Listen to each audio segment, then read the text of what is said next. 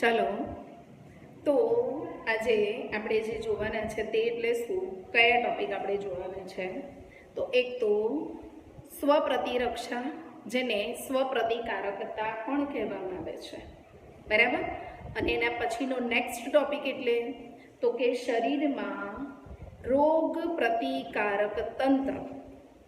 Okay, આ બે topic એ આપણે આજે જોવાના છે. ફર્સ્ટ ઓફ ઓલ આપણે જોઈએ સ્વપ્રતિકારકતા.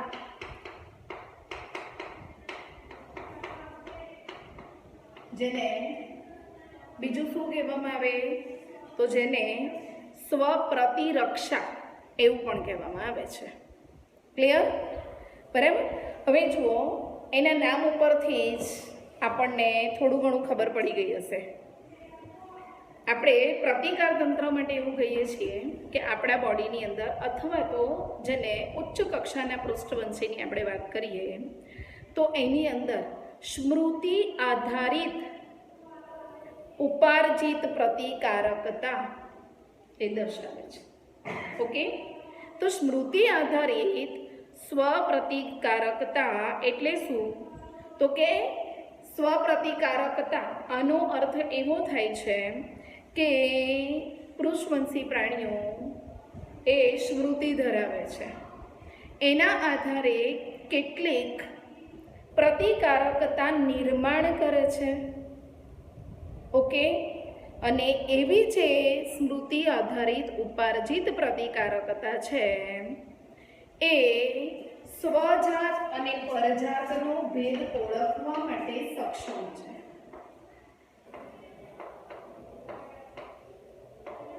આપણો નેક્સ્ટ ક્વેશ્ચન કે સ્વજાત એટલે શું અને પરજાત એટલે શું? ક્લિયર? બરાબર. તો આ સ્વજાત અને પરજાતની ક્ષમતા ધરાવે છે ઓળખવાનો. આનો અર્થ એવો થયો, સ્વ એટલે પોતાનું, પર એટલે બીજાનું. ક્લિયર? બરાબર. તો સ્વ એટલે પોતાનું અને પર એટલે બીજાનું એટલે શું?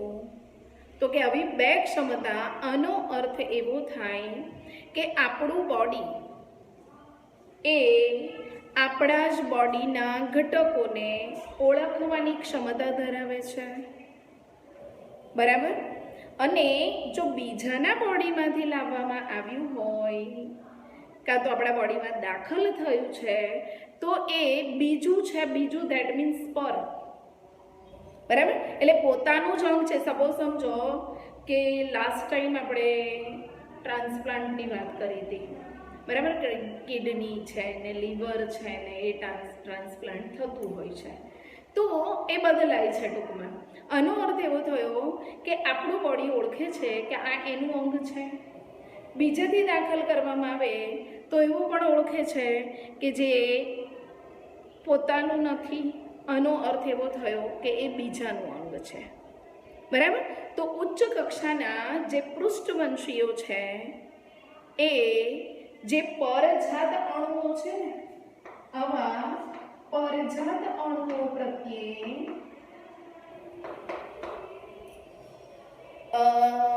એવું કહી શકાય કે પરજાત અણુઓને અલગ પાડવાની, અલગ રીતે ઓળખવાની ક્ષમતા ધરાવે છે. ઓકે, બરાબર. મોટા ભાગના પ્રાયોગિક પ્રતિરક્ષા વિજ્ઞાન એ આ નિરીક્ષણ સાથે કામ કરે છે, બરાબર. એમાં આપણે એવું કહીએ ને કે કેટલીક વખત જનીનિક હોય કાં તો પછી બીજા કોઈ કારણસર આપણું જે પ્રતિકાર તંત્ર છે એ શું કરે, તો આપણા જ પોતાના કોષો કાં તો પોતાની જ પેશીઓ, બરાબર, એના ઉપર હુમલો કરે. શું કર્યું? શું કીધું મેં?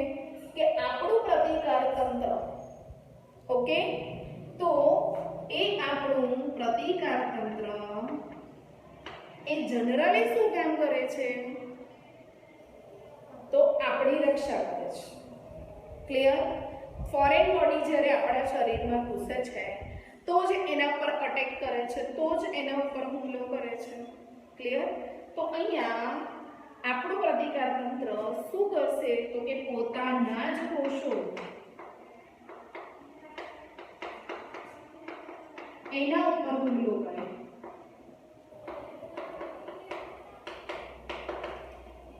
ઓકે, જનરલી આવું હોતું નથી, પણ ક્યારે થાય તો કે ક્યારેક જનીનિક કોઈ ખામી ઉદ્ભવે કાં તો પછી બીજા કોઈ ઘણા બધા અજ્ઞાત કારણો એના માટે જવાબદાર છે કે જેના કારણે પોતાના જ કોષો છે એના ઉપર એ હુમલો કરે છે. બરાબર. અને ત્યારે આવું જે પરીક્ષણ છે એના કારણે આપણે એવું જાણી શકીએ છીએ કાં તો આપણું જ બોડી એ આપણને નુકસાન પોતાને નડે, આપણે એવું કહેતા હોઈએ છીએ. બરાબર. એટલે પોતાનું જ શરીર એ પોતાના જ કોષોને નુકસાન પહોંચાડે. બરાબર. અને એટલા માટે આપણે શું કહીએ છીએ કે પોતાના કોષો માટે પ્રતિકાર કરે છે એને સ્વપ્રતિકારકતા કહેવામાં આવે છે. પોતાના જ કોષોનું રક્ષણ કરવું જેને સ્વપ્રતિરક્ષા કહેવામાં આવે છે. ખ્યાલ આવ્યો? બરાબર. તો આવા જે રોગો છે એવા રોગોને શું કહેવાય? તો સ્વપ્રતિરક્ષા રોગ કહેવાય. આવું થાય તો બરાબર. કયા કયા રોગો થઈ શકે? તો ઇન્સ્યુલિન આધારિત ડાયાબિટીસ, બરાબર, સંધિવા, આવા જે રોગો છે એ સ્વપ્રતિરક્ષાના રોગ છે. ઇન્સ્યુલિન આધારિત ડાયાબિટીસ, ઓકે, અને સંધિવા. સાંધા જકડાઈ જવા, બરાબર. સાંધાનું હલનચલન બંધ થઈ જાય એટલે ચાલવામાં બેસવામાં તકલીફ પડે. ક્લિયર? અને સંધિવા તરીકે ઓળખવામાં આવે છે. આ ઉપરાંત પણ છે મલ્ટીપલ સ્ક્લેરોસિસ.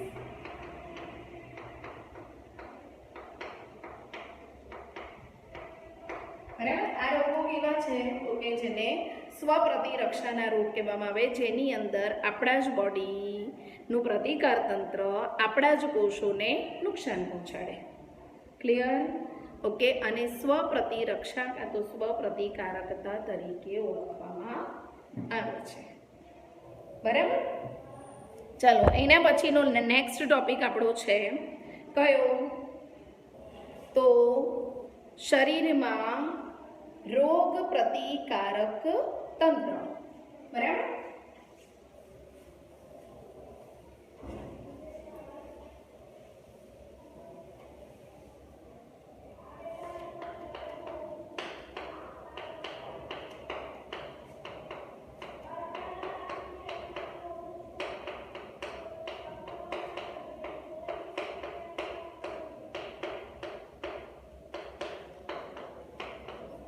ઓકે. બરાબર.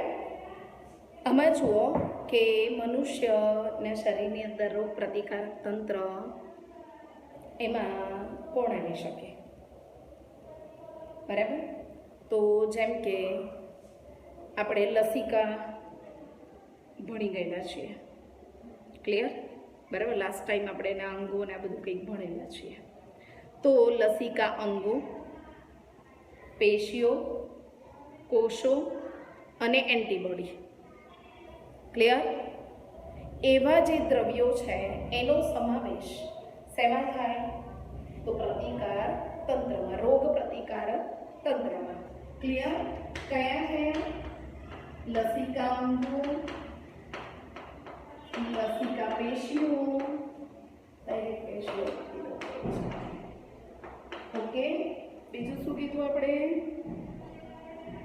બોલો, શું કીધું મેં તમને બીજું? લસિકા કોષો અને એન્ટીબોડી. બરાબર. આવા જે દ્રવ્યો છે એ આપણા પ્રતિકારક તંત્રનો એક ભાગ છે, જેમાં એ વર્ક કરે છે.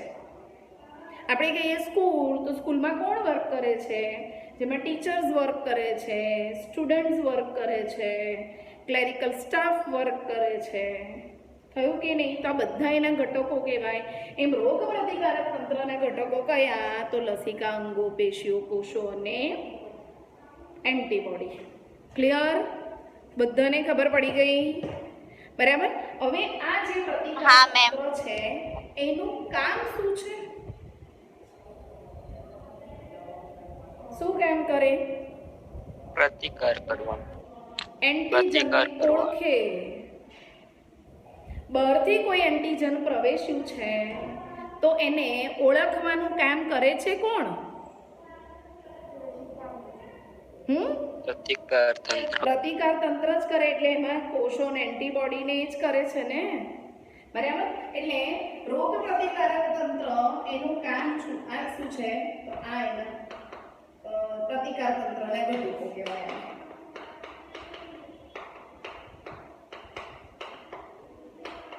Okay, clear? બરાબર. હવે એનું કાર્ય તો શું કાર્ય કરે? તો બહારથી કોઈ એન્ટીજન પ્રવેશ્યું છે. એન્ટીજન એટલે કોઈ પણ ફોરેન બોડી. ક્લિયર? બહારથી કોઈ એક સજીવ, સૂક્ષ્મ જીવ કોઈ પણ પ્રવેશે છે તો એ આપણા બોડીનું છે નહીં, એ પણ એક લિવિંગ છે, પણ બીજું છે. ક્લિયર? બરાબર. એટલે શું કરશે? તો કે બહારથી આવેલું એટલે જેને બાહ્ય એન્ટીજન કહેવાય એને ઓળખે. ખાલી ઓળખવું એટલું જરૂરી છે? ના, એ નુકસાન કરતા છે. આપણે એને ઓળખ્યું કે ભાઈ આ તો હેલ્પફુલ છે નહીં પણ હાર્મફુલ છે. બરાબર. તો આપણે એનો સામનો કરવો પડે કે નહીં? એટલે ઓળખવું એટલું જરૂરી નથી પણ એનો સામનો પણ કરવો પડે છે. એટલે એને પ્રતિકાર કરવો કહેવાય. બરાબર. એટલે પ્રતિકાર કરવો. ક્લિયર? કોઈક તોફાની તત્વો હોય, નુકસાનકારક ઘટકો હોય તો આપણે એને જોઈએ દૂરથી એટલે આપણે તરત ઓળખી જઈએ કે ભાઈ આ આવું કંઈક છે. બરાબર. હવે એ આવે એટલે શું કરવાનું? હા, લાકડી હાથમાં છે, આપણને મારવા જ આવે છે. બરાબર. કૂતરું આવી રહ્યું છે, મને કરડવા જ આવી રહ્યું છે. નુકસાન કરતા છે ને. જે નુકસાન કરતા છે એ બધા બાહ્ય એન્ટીજન એને ઓળખે. ઓળખ્યા પછી શું? તો એનાથી બચવા માટે એનો પ્રતિકાર કરે. બરાબર. એટલે એને પ્રતિચાર કહેવાય કે એને પ્રતિચાર આપે છે, આવું કહેવાય. બરાબર. માત્ર પ્રતિચાર આપીને ભૂલી નથી જતા. એટલે પ્રતિચાર આપ્યા પછીથી એને યાદ પણ રાખે છે. એટલે સ્મૃતિમાં રાખે છે. તો જ સેકન્ડ ટાઈમ આવે તો ઓળખાય ને. બરાબર. ધારો કે એકવાર જો સ્ટ્રેપ્ટોકોકસ ન્યુમોનિયા આવી ગયું છે કાં તો રીનો વાયરસ આવી ગયું છે, સેકન્ડ ટાઈમ આવે એટલે આપણું પ્રતિકારક તંત્ર ઓળખે ભાઈ આ રીનો વાયરસ છે, એને કેવી રીતે ટેકલ કરવું એ આપણું પ્રતિકાર તંત્ર હવે જાણે છે. કારણ કે પહેલાં આવ્યું હતું એટલે એની સ્મૃતિમાં છે. ખ્યાલ આવી ગયો? સમજણ પડી બધા જ લોકોને? બરાબર. આની અંદર જો પ્રતિકાર તંત્રની અંદર એલર્જીની પ્રક્રિયા પણ આવી જાય. બરાબર. સાથે સાથે હમણાં જ આપણે શું જોયું? સ્વપ્રતિકારકતા જોયું. એટલે સ્વપ્રતિકારકતા પણ આપણા પ્રતિકાર તંત્રની અંદર એક ભાગ ભજવે છે. સાથે સાથે અંગ પ્રત્યારોપણ, ફોરેન બોડીને આપણા કાં તો કોઈક બાહ્ય અંગ છે જેને આપણા અંગની અંદર ફિક્સ કરવાનું છે, પ્રત્યારોપણ, ટ્રાન્સપ્લાન્ટેશન કહેવામાં આવે એને. ક્લિયર? બરાબર. એટલે એની અંદર પણ આપણું પ્રતિકાર તંત્ર એ અગત્યનો ભાગ ભજવે છે. ઓકે. એટલે આ જે છે એ કાર્ય આપણું પ્રતિકાર તંત્ર કરે છે. ઓકે. એટલે રોગ પ્રતિકારક તંત્ર એવું આપણે આ ચેપ્ટરની અંદર ભણતા આવ્યા છીએ. તો એ રોગ પ્રતિકારક તંત્રનું કાર્ય એ આ પ્રમાણે છે. ઓકે. ખ્યાલ આવી ગયો? હવે શરીરની અંદર આપણે કીધું કે લસિકા, અંગો, પેશીઓ, કોષો આવેલા છે અથવા તો લસિકાના આ બધા અંગો છે, બરાબર. તો શરીરની અંદર જે અંગોમાં લસિકા કણોનો ઉદ્ભવ થાય છે, આનો અર્થ એવો થાય કે ઉત્પન્ન થવું, બરાબર, અને એના પછીથી એ પરિપક્વ બને છે. સમજમાં આવ્યું? નિર્માણ થવું, નિર્માણ થયા પછીથી શું થાય? પરિપક્વ થવું. લસિકા કણો એટલે લસિકા કોષ જેને આપણે કહીએ છીએ. ઓકે, એટલે રોગ પ્રતિકારક તંત્રની અંદર લસિકા કણો એનો ઉદ્ભવ થવો, ઉદ્ભવ થયા પછી પરિપક્વ બનવું, અને પરિપક્વ બન્યા પછી વિભેદીકરણની પ્રક્રિયા થવી, બરાબર. વિભેદીકરણ એટલે શું? તો કાર્યાત્મક ફેરફાર થવો. ઓકે, ને કાર્યાત્મક ફેરફાર છે આને આપણે શું કહીએ છીએ? તો એને જ આપણે વિભેદીકરણ કહીએ છીએ. ઓકે, એટલે સૌથી પહેલા લસિકા કણોનો ઉદ્ભવ, ઓકે, એના પછી પરિપક્વ બને, એના પછી વિભેદીકરણની પ્રક્રિયા થાય.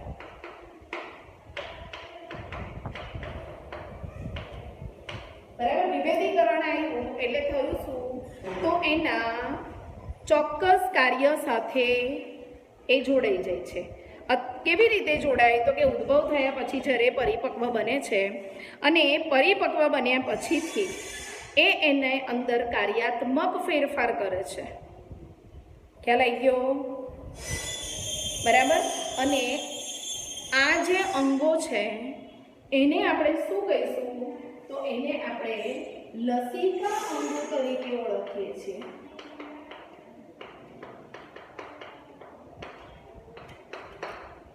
ઓકે, બરાબર. ચલો નેક્સ્ટ, લસિકા અંગોના પ્રકાર. બરાબર. શરીરની અંદર જેમ આપણે કીધું કે આ બધા લસિકા અંગો આવેલા છે અને એ રોગ પ્રતિકારક તંત્રના ઘટકો છે, બરાબર. તો લસિકા અંગો જે છે એ કયા કયા છે? તો કે બે પ્રકારના લસિકા અંગો આવેલા છે. એક તો પ્રાથમિક લસિકા અંગો અને બીજા છે દ્વિતીય લસિકા અંગો. ઓકે, એટલે બે પ્રકારના લસિકા અંગો, પ્રાથમિક કયા કયા છે અને દ્વિતીય કયા છે? સૌથી પ્રથમ આપણે જોઈએ પ્રાથમિક લસિકા અંગ. ક્લિયર? પ્રાથમિક લસિકા અંગની અંદર એક તો અસ્થિમજ્જા આવે અને થાઇમસ. થાઇમસ એ ગ્રંથિ છે. ક્લિયર? અસ્થિમજ્જા શું છે? અસ્થિ ધેટ મીન્સ હાડકું, બરાબર. હાડકાની હાડકું પોલું હોય છે, બરાબર. આવું આપણે ભણેલા છીએ કે અસ્થિ કેવું છે? તો કે પોલાણયુક્ત છે, સખત છે, બરાબર. તો એ જે પોલાણયુક્ત ભાગ છે એની અંદર આવેલી પોચું અથવા મૃદુ દ્રવ્ય જેને અસ્થિમજ્જા તરીકે ઓળખવામાં આવે છે, બરાબર. અસ્થિમજ્જા એ શું છે? તો અસ્થિમજ્જા એ મુખ્ય લસિકા અંગ છે. કેમ આપણે એને મુખ્ય લસિકા અંગ કહીએ છીએ? કારણ કે લસિકા જે છે એનું કામ શું છે? તો કે લસિકા સહિત રુધિર કોષોના નિર્માણની પ્રક્રિયા એ અસ્થિમજ્જામાં થાય છે. ક્લિયર? બરાબર. શું થાય? તો કે લસિકા સહિત, લસિકા એ શું છે? તો આપણા દેહનું દેહજળ છે. મુખ્ય બે પ્રકારના દેહજળ, એક તો રુધિર અને બીજું છે લસિકા, બરાબર. લસિકાની અંદર 99% લસિકા કોષો આવેલા છે. એટલે લસિકા કોષો યુક્ત પ્રવાહી. બરાબર. એ પ્રવાહી કેવું છે તો કે આછા પીળા રંગનું રુધિર રસ જેવું પ્રવાહી છે. બરાબર. પણ રુધિર રસની અંદર બીજા બધા ઘટકો આવેલા છે, જેમ કે એની અંદર આવેલા હોય છે ઉત્સર્ગ ઘટકો, પછી વાયુઓ, શ્વસન વાયુ એટલે ઓક્સિજન, કાર્બન ડાયોક્સાઇડ, પછી પોષક ઘટકો આવેલા છે, પ્રોટીન્સ પણ આવેલા છે, કેટલાક ક્ષાર પણ આવેલા છે. બરાબર. જ્યારે લસિકાની અંદર આ બધાનું પ્રમાણ હોતું નથી. પ્રોટીન્સ હોય છે પણ બહુ ઓછા પ્રમાણમાં હોય છે, અને સૌથી વધારે પ્રમાણમાં લસિકા કોષો આવેલા છે, 99%. બરાબર. એટલા માટે આપણે એવું કહીએ છીએ કે લસિકા કોષો ધરાવતું પ્રવાહી. બરાબર. જેના પરિવહન માટે પણ આપણા બોડીની અંદર પરિવહન તંત્ર અલગથી આવેલું છે, જેને લસિકા પરિવહન તંત્ર કહેવાય. જેમ રુધિર પરિવહન તંત્ર છે એ જ રીતે લસિકા પરિવહન તંત્ર પણ આવેલું છે. ઓકે. બરાબર. એટલે લસિકા અંગો જે છે, અસ્થિ મજ્જા જે છે એ મુખ્ય લસિકા અંગ છે. બરાબર. અને એ શું કરે છે તો કે લસિકા સહિત રુધિર કોષો નું સર્જન કરે છે. સમજમાં આવી ગયું કે ના ખબર પડી? બરાબર. રુધિર કોષ એનું સર્જન, એની ઉત્પત્તિ એ ક્યાં થાય? અસ્થિ મજ્જામાં થાય. ક્લિયર? એના પછી થાઇમસ. થાઇમસ શું છે તો થાઇમસ ગ્રંથિ છે. બરાબર. આમાં આપણે એવું કહીએ કે આવી થાઇમસ ગ્રંથિ કેવી છે તો 11th ની અંદર આપણે થાઇમસ ગ્રંથિ શીખી ગયા છીએ. શીખ્યા છો? બરાબર. ખંડિકામય ગ્રંથિ છે હૃદયની નજીક, અને ઉરોસ્થિ એટલે ઉદરમાં આવેલું પાંસળીઓ સાથે મધ્ય ભાગમાં જોડાયેલું અસ્થિ હાડું, એને આપણે ઉરોસ્થિ કહીએ છીએ. બરાબર. તો એ જે ઉરોસ્થિ છે એની નીચેની તરફ ગોઠવાયેલી વટાણા જેવા કદની અને વટાણા જેવા આકારની એક ગ્રંથિ આવેલી છે, જેને થાઇમસ ગ્રંથિ તરીકે ઓળખવામાં આવે છે. બરાબર. થાઇમસ ગ્રંથિ એ જન્મ સમયે એનું કદ મોટું હોય છે. બરાબર. અને જેમ જેમ ઉંમર વધે છે એમ એનું કદ કેવું થઈ જાય? નાનું થઈ જાય, અને વૃદ્ધાવસ્થાએ ખૂબ જ નાની કાં તો નહીવત હોય છે. ઓકે. બરાબર. અને એટલા માટે આપણે એવું કહીએ કે ઘરડા લોકો છે એની અંદર ઇમ્યુનિટી ઓછી હોય, રોગ પ્રતિકારકતા ઓછી હોય. બરાબર. એટલે ઘરડા લોકોની અંદર ખૂબ જ નાની બની જાય, કાં તો પછી હોય જ નહીં, એટલે નહીવત થઈ જાય. બરાબર. સમજણ પડી? હવે જુઓ, અસ્થિ મજ્જા અને થાઇમસ, આ બે જે લસિકા અંગો છે એનું કામ શું છે તો ટી લસિકા કોષો. બે પ્રકારના લસિકા કોષો આપણે ભણી ગયા. એક તો બી લસિકા રોગ પ્રતિકારક તંત્રની અંદર આવેલા કોષો, તો આપણે લાસ્ટ એન્ટીબોડીનું સર્જન જ્યારે ભણ્યા ત્યારે મેં તમને એવું સમજાવ્યું હતું કે બે પ્રકારના લસિકા કોષો આવેલા છે. કયા કયા? તો બી લસિકા કોષ અને ટી લસિકા કોષ. ક્લિયર? સમજણ પડી? ઓકે.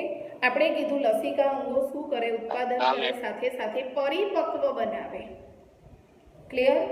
તો થાઇમસ અને અસ્થિ મજ્જા ટી લસિકા કોષોને શું કરશે? તો પરિપક્વ બનવા માટેનું સ્થાન પૂરું પાડે છે.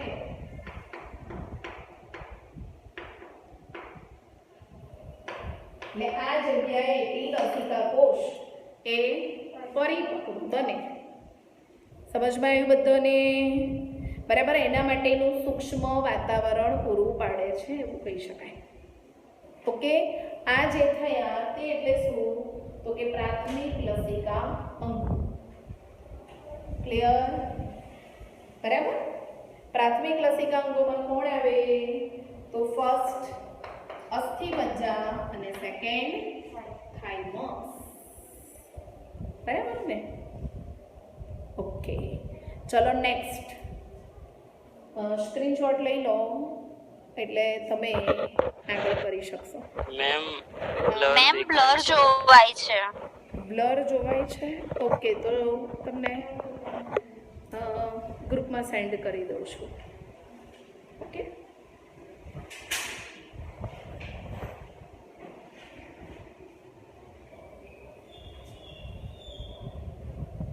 હવે જુઓ, એના પછી આપણે જોઈએ દ્વિતીય લસિકા અંગો. બરાબર, દ્વિતીય લસિકા અંગો એટલે શું? તો અહીંયા આપણે ફર્સ્ટ તો એવું કીધું કે અસ્થિમજ્જા અને થાઇમસની અંદર શું થાય છે? તો કે થાઇમસ અને અસ્થિમજ્જા બંને એ ટી લસિકા કોષો જે છે એને પરિપક્વ બનાવે છે. ઓકે, દ્વિતીય અંગોને શું? તો કે ભાઈ એકવાર પરિપક્વ બની ગયા છે એટલે નેક્સ્ટ પ્રોસેસ. બરાબર, તો જે પરિપક્વ બનેલા અંગો છે એવા અંગો એમાં, અથવા તો સોરી, પરિપક્વ બનેલા અંગો ના કહેવાય, પરિપક્વ બનેલા લસિકા કણ, બરાબર, કાં તો લસિકા કોષ, એને અંગોમાં સ્થાનાંતરિત કરવામાં આવે છે. ઓકે, અને એ જ્યાં સ્થાનાંતરિત થાય એને આપણે શું કહીએ? તો એને દ્વિતીય લસિકા અંગો કહેવામાં આવે છે. ડન? ખબર પડી ગઈ? ફર્સ્ટ જુઓ, પ્રાથમિકમાં આપણે શું કીધું? અસ્થિમજ્જા અને થાઇમસ કામ શું કરે છે? તો આપણે કીધું કે લસિકા કોષો છે એને પરિપક્વ બનાવે છે, એના માટેનું સ્થાન એને પૂરું પાડે છે. ક્લિયર? એકવાર પરિપક્વ બની ગયા પછીથી, તો કે પરિપક્વ બનેલા જેટલા પણ કોષો છે આવા, એ બધા કોષોને જે તે અંગોમાં સ્થાનાંતરિત કરે છે. ક્લિયર? કયા અંગો? તો જેમ કે બરોળ, એના પછી તો કે લસિકા ગાંઠ, બરાબર, એના પછી તો નાના આંતરડાની અંદર આપણે પાચન તંત્રમાં ભણ્યા હતા પેયર્સની ખંડિકાઓ. ઓકે, ભણ્યા છીએ. પછી આંત્રપુચ્છ, એ પણ આપણા પાચન માર્ગનું એક અંગ છે. ખ્યાલ આવી ગયો? બરોળ, બરોળ, બરોળ, બરાબર. સૌથી પહેલા બરોળ આવે, પછી લસિકા ગાંઠ, એના પછીથી નાના આંતરડાની અંદર આવેલી પેયર્સની ખંડિકા, અને એના પછી છે આંત્રપુચ્છ એટલે કે એપેન્ડિક્સ. આપણે એપેન્ડિક્સના નામે ઓળખીએ છીએ ને આંત્રપુચ્છને. ક્લિયર? સમજણ પડી? તો બધા અંગો જે છે એને આપણે શું કહીએ છીએ? દ્વિતીય લસિકા અંગો કહીએ છીએ. ઓકે, તો દ્વિતીય લસિકા અંગોની અંદર જે પરિપક્વ બનેલા કોષો છે એ સ્થાનાંતરિત થઈ ગયા, બરાબર, એટલે બરોળમાં આવી ગયા. પછી ક્યાં આવ્યા? લસિકા ગાંઠ. લસિકા ગાંઠ શું છે ભાઈ? તો લસિકા કોષોનો સમૂહ છે. બરાબર, લાસ્ટ યરમાં આપણે ભણ્યા છીએ. નાના આંતરડામાં પેયર્સની ખંડિકા. પેયર્સની ખંડિકા ક્યાં હોય? જે રસાંકુરો આપણે ભણેલા છીએ, બરાબર, ત્યાં પેયર્સની ખંડિકાઓ આવેલી છે.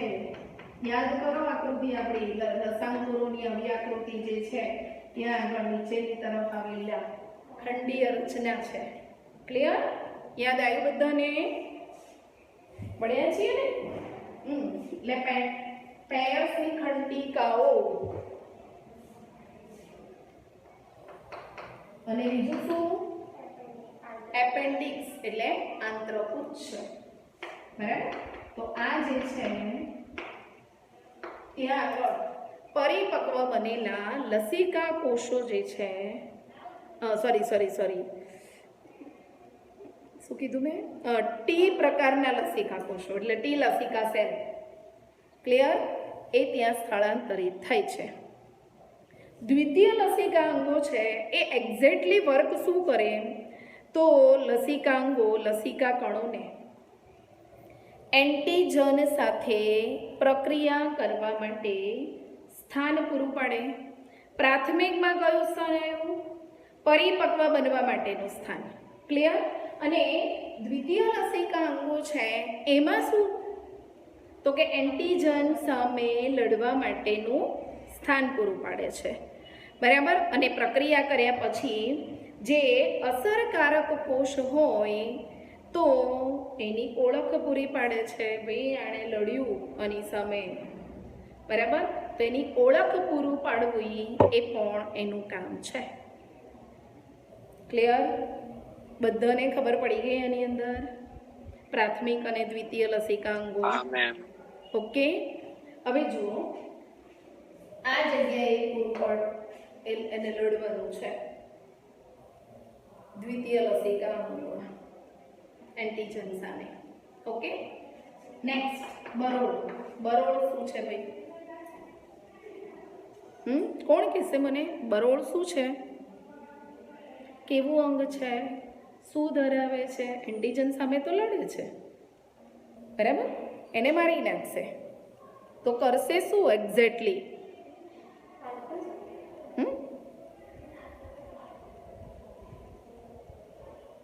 તમે એવું સાંભળ્યું છે કે રક્તકણોનું સંગ્રહસ્થાન, શ્મશાન, આવું કંઈક નામ સાંભળેલું છે બરોળ માટે? હા તો મેમ. મેં તમને રુધિર પરિવહનમાં સમજાવ્યું તો યાદ હોય તો, બરોળ એ મોટા કદનો જે વટાણાનો દાણો હોય, બરાબર, એવું એક અંગ છે. લસિકા કોષો અને ભક્ષક કોષો ધરાવે છે.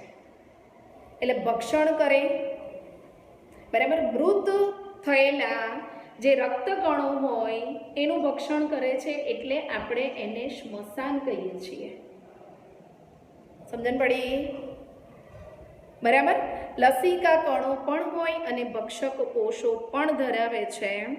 અને એ રુધિરમાં સર્જાયેલા કાં તો પછી રુધિરની અંદર જે સૂક્ષ્મજીવો પ્રવેશે છે એ સૂક્ષ્મજીવો જો એ રોગકારક છે એટલે રોગ કરતા છે, દેટ મીન્સ એ આપણા માટે હાર્મફુલ છે, નુકસાનકારક છે.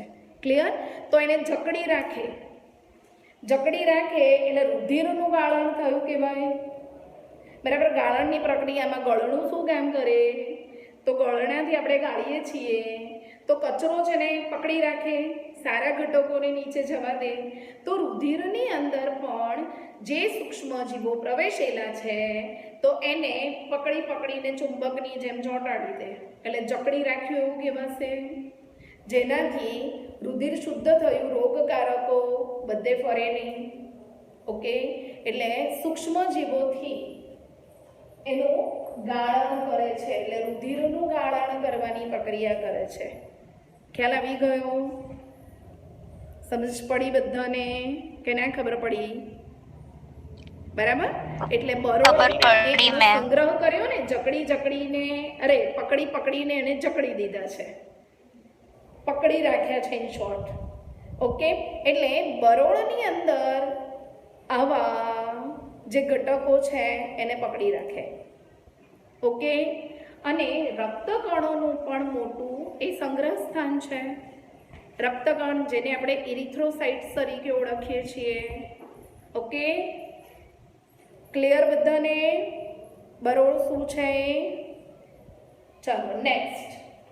એના પછી છે લસિકા ગાંઠ. મેં તમને હમણાં જ રિસેન્ટ કીધું કે લસિકા એ આપણા દેહનું દેહજળ છે. જેમ રુધિર આપણા બોડીમાં પરિવહન પામે છે એવી જ રીતે લસિકા પણ વહન કરે છે, બરાબર. એના પણ પરિવહનનો અલગ માર્ગ છે, લસિકા પરિવહન તંત્ર, જે મેં તમને હમણાં કીધું. ઓકે, તો જેમાં થઈને લસિકા વહે આને આપણે શું કહીએ છીએ? તો કે લસિકા વાહિની. ઓકે, સપોઝ સમજો આ એક નલિકા છે, બરાબર, એને આપણે કહીએ છીએ લસિકા વાહિની. ઓકે, જેમાંથી લસિકા પૂરી પડશે.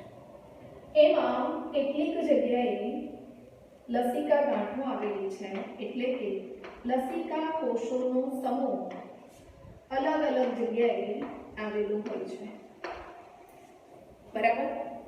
અને એને આપણે કહીએ છીએ, જે કોષોનો સમૂહ એટલે લસિકા ગાંઠ કહીએ છીએ.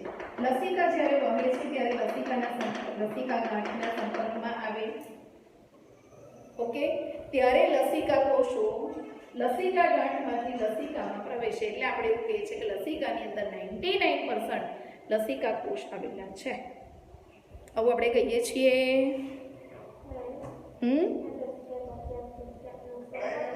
નો, એમાં કોષ છે ને, લસિકા કોષ છે. લસિકા કોષ તો આપણું રક્ષણ કરે છે. છૂટા પડી જાય ને, લસિકા જેમ જાય છે એમ લસિકાની સાથે સાથે કોષો લસિકા ગાંઠમાંથી છૂટા પડી અને લસિકામાં એડ થઈ ગયા. ક્લિયર? સમજણ પડી બધાને? હા મેમ. ઓકે, હવે લસિકા અને જે પેશીય જળમાં રહેલા સૂક્ષ્મજીવો છે એ અન્ય કોઈ એન્ટીજન છે તો એ એન્ટીજનને પણ પકડી રાખવાનું કામ કરે છે, એટલે કે એને જકડી રાખે છે. ઓકે, બરાબર. અને લસિકા ગાંઠની અંદર જે એન્ટીજન પકડાય છે ત્યાં આગળ લસિકા કોષો તો છે જ, બરાબર. અહીંયા સમજો કોઈ પણ એન્ટીજન પકડાયું છે તો આની અંદર આવેલું શું છે લસિકા ગાંઠમાં? તો લસિકા કોષો છે કે નહીં? બરાબર. અને એ જ્યારે પકડાયું કોઈ પણ એન્ટીજન, સપોઝ સમજો આ એક એન્ટીજન છે જે અહીંયા પકડાઈ ગયું છે, આની અંદર લસિકા કોષ છે, એટલે હવે એ લસિકા કોષ સક્રિય બની ગયો, કારણ કે એન્ટીજન એની સામે આવ્યું એટલે સક્રિય બનવું પડે, લડવું પડે, એને મારી નાખવું પડે, નહીં તો આપણા બોડીને જ નુકસાન કરે. એ સમજમાં આવ્યું કે નહીં? બરાબર. એટલે એન્ટીજન જ્યારે એના સંપર્કમાં આવે છે ત્યારે સક્રિય બને છે, બરાબર. એટલે સક્રિય લસિકા કણ પ્રતિકારક પ્રતિચાર આપે છે એવું કહેવાય આને, બરાબર. લડવા માટેનો પ્રતિચાર આપે છે ને, સક્રિય બન્યો એટલે એને મારી નાખવા માટે. એટલે આપણે એને શું કહીએ છીએ? સક્રિય લસિકા કણ પ્રતિકારક પ્રતિચાર. ખ્યાલ આવ્યો? પ્રતિચાર એટલે રિએક્શન આપવું. શું રિએક્શન આપે છે? મારવા માટે સક્રિય બની ગયું. ક્લિયર? બરાબર. ઓકે, ચાલો, ખ્યાલ આવી ગયો આમાં તમને આટલા સુધીમાં? બરાબર. અદ્વિતીય લસિકાંગો છે. આ ઉપરાંત આપણો શ્વસન માર્ગ, પાચન માર્ગ, મૂત્રજનન માર્ગ, આ પણ આપણા પ્રતિકાર તંત્રમાં હેલ્પફુલ છે. એટલા માટે કે આ જે માર્ગો છે એના અસ્તરમાં પણ લસિકા પેશી આવેલી છે. કોને કોને કીધું મેં તમને?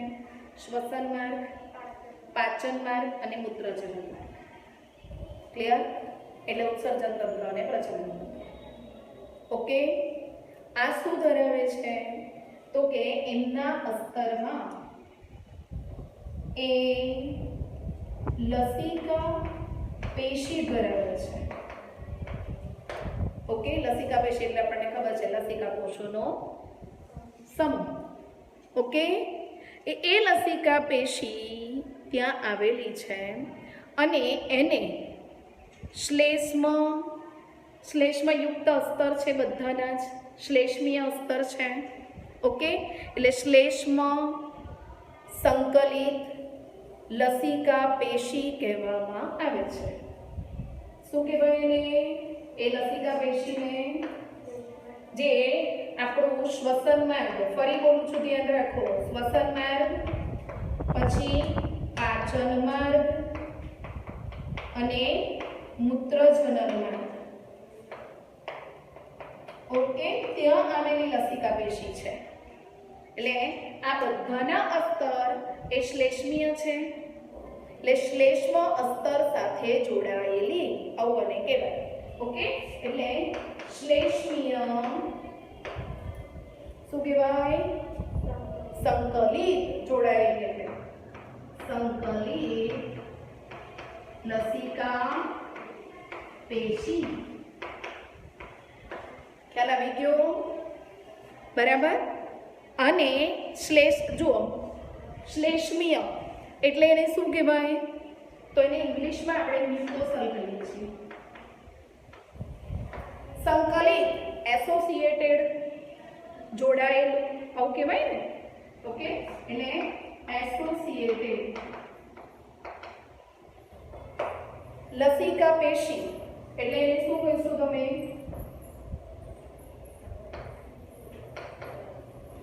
નોડ. ક્લિયર? ખ્યાલ આવી ગયો?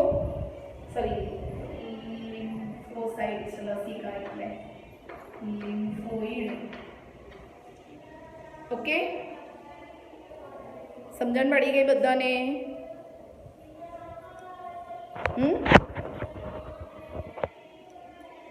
અને શોર્ટમાં આપણે કેવું હોય, આ એનું ફૂલ ફોર્મ છે, મ્યુકોસલ એસોસિએટેડ લિમ્ફોઇડ નોડ. બરાબર, આ એનું ફૂલ ફોર્મ છે. શોર્ટ ફોર્મની અંદર આપણે કેવું હોય તો mucosal that means M, associated એ, લિમ્ફોઇડ એમ અને નોડ એટલે એલ. એટલે એમ એ એલ ટી કહેવાય ને, એમ નહીં કહેવાય. એટલા માટે નહીં કહેવાય કે ટિશ્યુ આપણે પેશી, નોડ મેં ભૂલમાં નથી કર્યું છે, પેશી that means tissue. Okay, MALT તરીકે ઓળખવામાં આવે છે. આપણા બોડીમાં એટલે કે દરેક મનુષ્યના શરીરની અંદર લસિકા પેશી કેટલી હોય? તો લસિકા પેશીનું પ્રમાણ એ આપણા બોડીની અંદર ઓલમોસ્ટ 50% જેટલું છે. ક્લિયર? એટલે જ્યારે પણ આવા ફોરેન બોડી જ્યારે આપણા સંપર્કમાં આવે છે અને ત્યારે આપણા અંગો તો પ્રતિકાર કરે જ છે, છતાં પણ જો આપણા બોડીમાં એ આવી ગયું છે તો આવા જે અંગો છે એ અંગો એની સામે પ્રતિકારકતા મેળવે છે. ઓકે, અને આપણું રોગો સામે રક્ષણ કરે છે. એવરીડે કેટલા બધા સૂક્ષ્મ કારકો એ આપણા સંપર્કમાં આવે છે, પણ એવરીડે આપણને અલગ અલગ રોગો થતા નથી. બરાબર, કેમ નથી થતા? તો આપણું તંત્ર લડે છે. જ્યારે એ નબળું પડે, વીક થઈ જાય, તે વખતે સૂક્ષ્મ કારકો એટલે કે એન્ટીજન એ આપણા બોડીમાં આવ્યા છે તો એ રોગ કરી શકે. ઓકે, બાકી રોગકારકો રોજ આપણા સંપર્કમાં આવતા નથી એવું છે જ નહીં. કેટલાય સૂક્ષ્મ કારકો આપણી આજુબાજુ ફરતા હોય છે. બરાબર, ને જ્યારે આપણું તંત્ર નિષ્ક્રિય બને, વીક પડે, તો જ આપણને રોગ થાય છે. આ આપણું રોગ પ્રતિકારક તંત્ર છે. ક્લિયર? બરાબર, ચાલો બાય. હવે આપણો લેક્ચર પૂરો કરીએ.